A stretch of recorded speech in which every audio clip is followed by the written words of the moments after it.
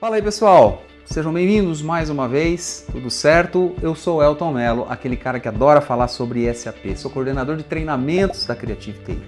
E eu tô de volta, né, pra gente falar um pouquinho mais, pra gente mergulhar juntos em mais um tema, mais um capítulo, né, de conteúdo aqui sobre o mundo SAP. Bom, a maioria de vocês sabe que eu ministro há algum tempo um curso chamado S/4HANA Logistics, né, o Delta do ECC para o S/4HANA, que é um curso focado em processos logísticos. A gente já teve nesse curso algo em torno de 500 alunos, já em várias turmas, desde 2019, quando a gente iniciou a primeira versão.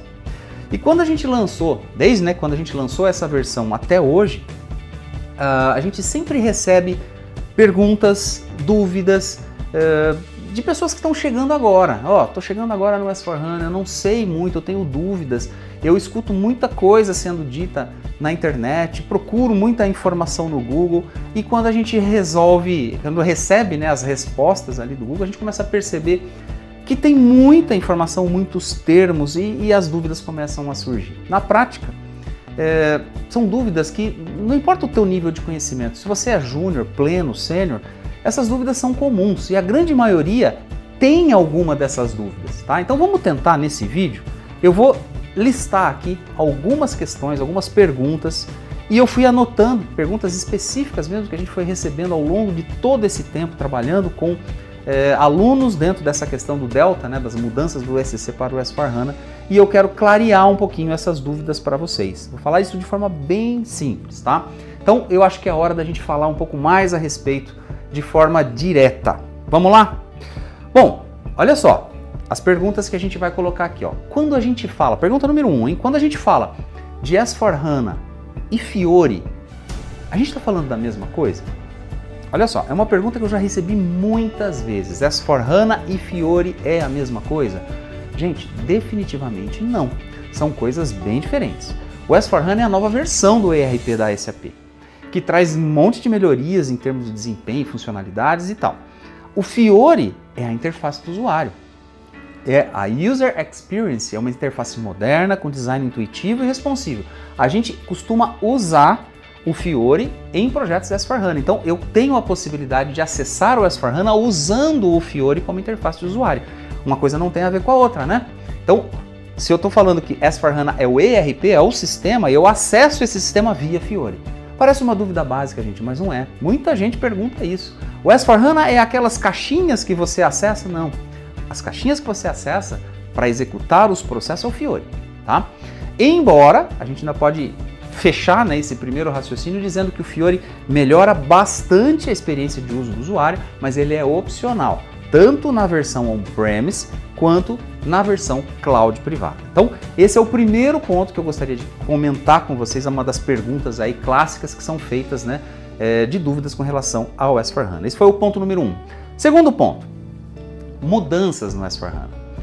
Eu já ouvi também falar, né, muita gente já falou isso no passado, no S/4HANA não muda nada em relação ao ECC. Será que essa afirmativa ela é real? Será que ela é verdadeira?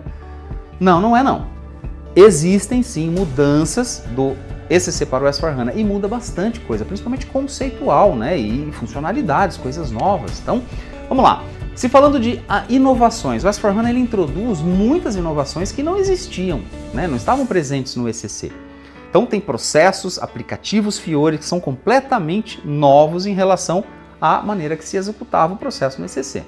Então é muito importante a gente entender o seguinte, eu preciso entender essas diferenças, essas mudanças são fundamentais para que eu não vá para um projeto, por exemplo, para implementar o S/4HANA como se fosse o ECC.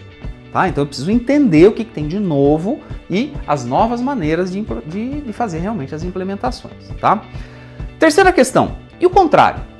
Né? O S/4HANA muda tudo em relação ao ECC? Gente, também não é assim, não vamos ser radical, né? Nem tudo muda. A base conceitual, os conceitos fundamentais permanecem os mesmos. Aquilo que a gente aprende na academia, por exemplo, a grande maioria dos conceitos permanecem válidos. Tá? Então, aquela experiência que você traz do ECC com tantos anos, de repente, de atuação, são válidos. Tá? Você não perdeu esse conhecimento. Então, a conclusão disso é que, assim, apesar das mudanças que existem, né, e são claras dentro do S/4HANA, a sua experiência e conhecimento prévio é muito valioso, tá? Principalmente o teu conhecimento em processo. tá?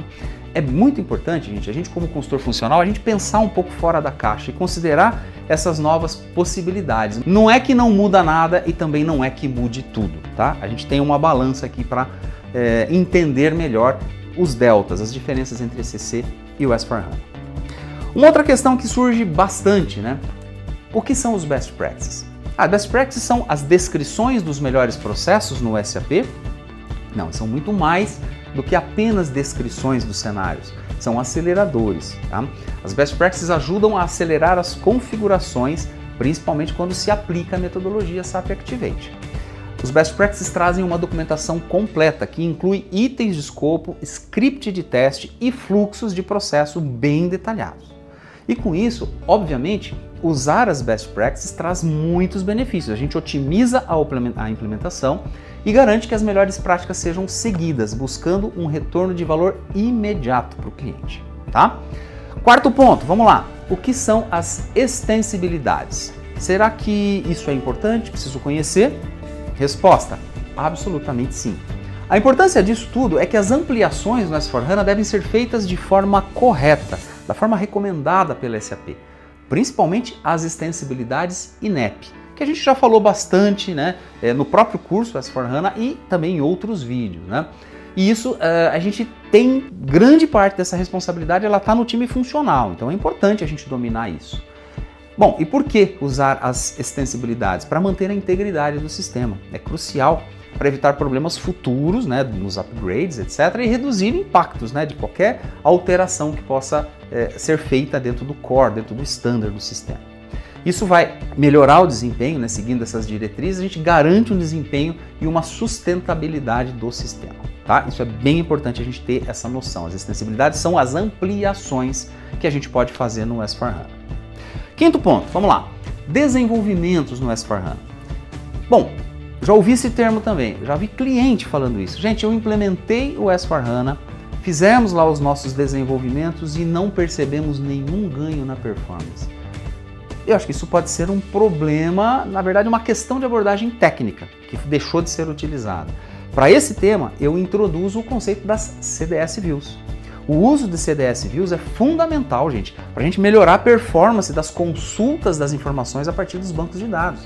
Os relatórios, os desenvolvimentos, tudo aquilo que você desenvolve no S/4HANA e busca, faz leitura das informações do banco de dados, se você utilizar como ferramenta de busca as CDS Views, você terá uma otimização de performance com toda certeza.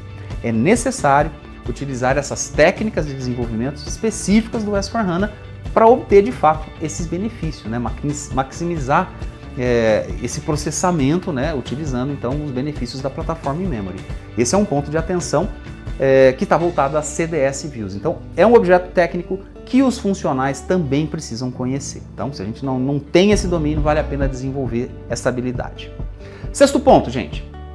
Importância da metodologia SAP Activate. Será que é importante seguir essa metodologia? Claro, ela é essencial para uma implementação bem sucedida.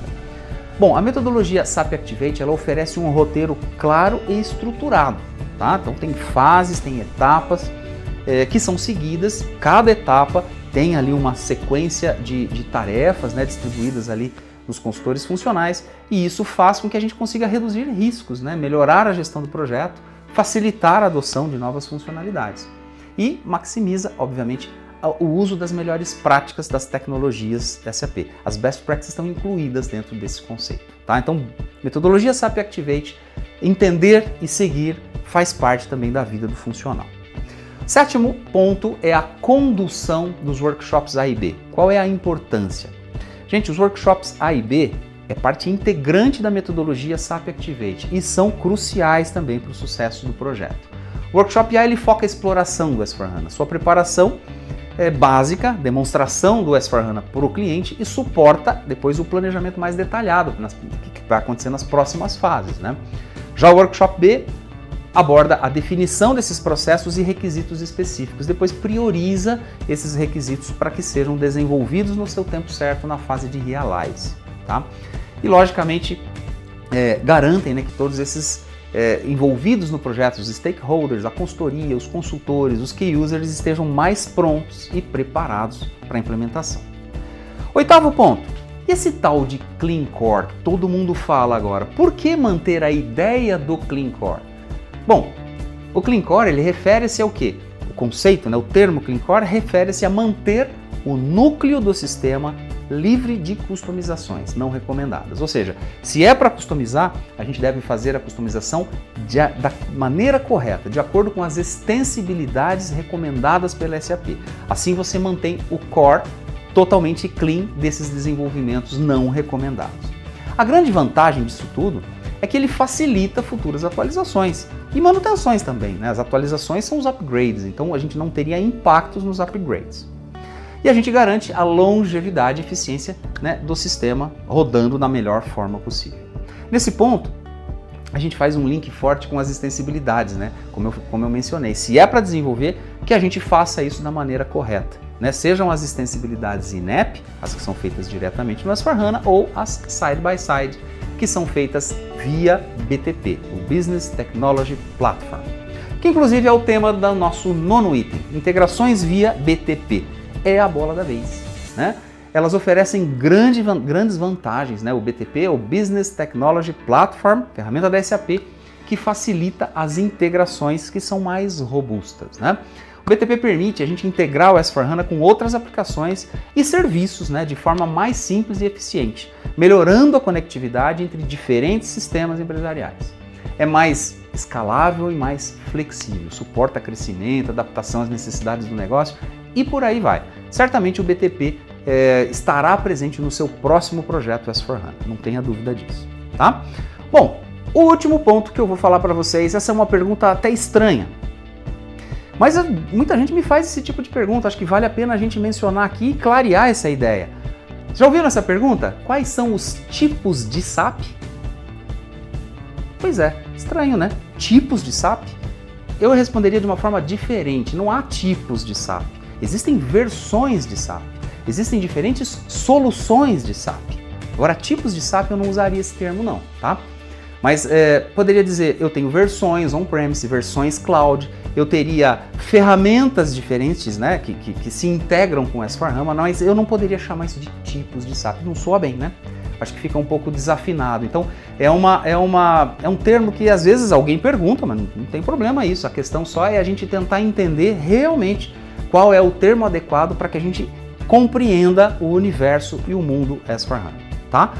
Bom, gente, eu acho que os pontos principais são esses. Para fechar esse vídeo, eu diria que eu tenho certeza que pelo menos uma dessas abordagens respondeu alguma dúvida que porventura você viesse a ter aí sobre o S/4HANA, tá? A ideia era essa mesmo, a gente clarear algumas questões, algumas dúvidas mais básicas, mais comuns, né? Mas a ideia era exatamente tirar essa nuvem aqui da nossa visão. Legal? Gostaram do vídeo, gente? Tomara que sim. Agradeço muito, mais uma vez, por estarem conosco aqui no canal da Creative TI. Se você curtiu, não esquece então de deixar seu like aqui embaixo. Isso ajuda muito o YouTube a espalhar nosso conteúdo por aí, permitindo, né, que mais pessoas sejam alcançadas e beneficiadas com as informações sobre o universo SAP. E claro, se você ainda não se inscreveu, aproveita para se inscrever agora no nosso canal e fique por dentro de todas as novidades. Lembre-se de seguir a Creative TI e a mim, Elton Mello, nas redes sociais para mais dicas, conteúdos fresquinhos e manter-se atualizado com informações do SAP. Pessoal, muito obrigado, um grande abraço e até o próximo vídeo.